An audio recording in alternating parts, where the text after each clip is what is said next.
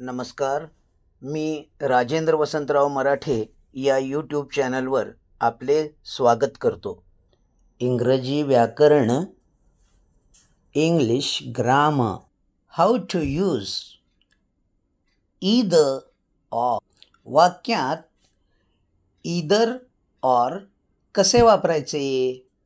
दोन वाक्यांश पाहूया. Let's see the two clauses. 1. Ankita एक पेन घेईल. Ankita will take a pen. 2. Ankita एक वही घेईल. Ankita will take a notebook. हे दोन वाक्यांश सहयोगी वाक्यांश आहेत, म्हणजेच कोऑर्डिनेट क्लॉजेस आहेत. हे एकत्र आणून एक संयुक्त वाक्य बनते, म्हणजे कंपाऊंड सेंटेन्स तयार होते.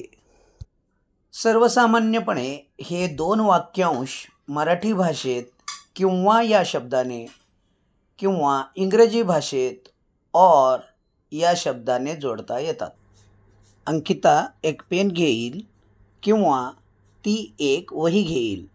Ankita will take a pen और she will take a notebook.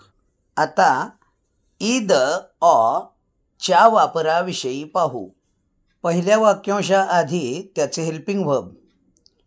त्यापूर्वी सुरुवातीला ईदर याला आयदर असं पण म्हणतात.